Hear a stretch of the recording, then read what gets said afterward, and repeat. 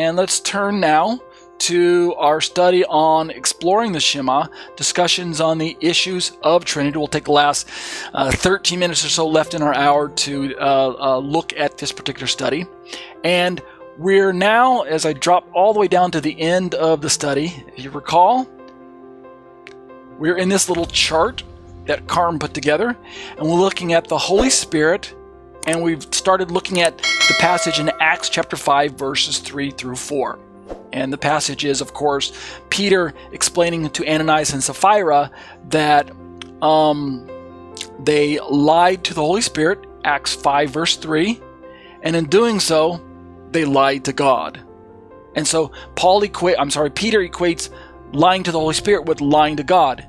We looked last week, however, that if you scroll down to verse 9, that Peter says that, how is it that you have agreed together to test the Spirit of the Lord?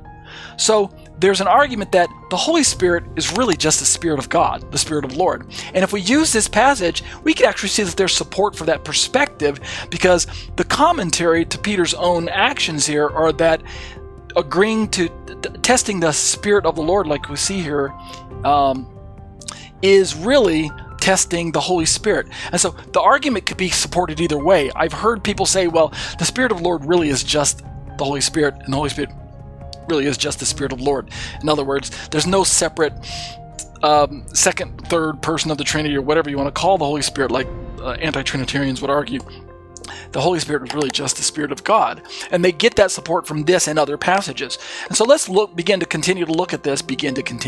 Let's continue looking at this from that perspective and asking ourselves, is the Spirit of the Lord really just the Holy Spirit? And is the Holy Spirit really just the Spirit of the Lord? This is a continuation. And we might even conclude this tonight. I've got tons of tabs open if you look at my screen here, about 20 of them there.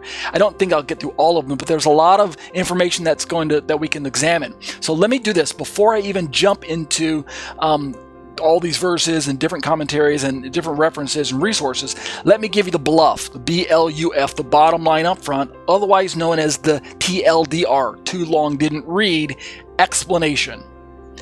In my opinion and experience with using the text, as I read through the Bible as a whole, I am a Trinitarian believer. I believe that there's one God who expresses himself in three persons, and I arrive at this conclusion based on my interaction with what the text gives to me. That is to say, if I take the text as a whole and give it all of its historical precedent and give it all of its historical importance and the theological precedent that's outlined in one book that leads into another book, so that we have this kind of progressive revelation of who God is and how he interacts with mankind, then what I'm left with when I look at all of the passages and put them all together on the table and use what I call the scientific approach to this particular topic, I'm left with the conclusion that there's one God who is complex in his unity. He's complex in his nature, and he's complex in the way he reveals himself to mankind, the way that he interacts with mankind, and the way he inspired mankind to describe him in his own autograph, namely the Bible.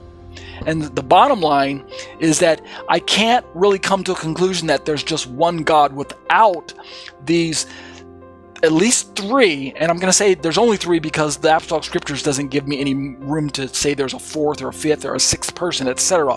There's just three, like recall Yeshua's admonition to baptize in the name of the Father, the Son, and the Holy Spirit. There's no other fourth name that he mentions there. And Paul uses what we call triunity passages or triune passages where Father, Son, and Holy Spirit are mentioned and things like that. And we'll see some of these tonight. And so the conclusion that I come to is that there's one God. We can call him the Father. And yet he exists in three persons, as difficult as it is for me to wrap my mind around that, right? Three separate persons, because they don't completely overlap when it comes to their identity, their roles, their functions, and things like that. So one God, one who, one what, and yet three who's, like Dr. James White is fond of saying, one what with three who's. One God, yet three persons. That's the conclusion I arrive at.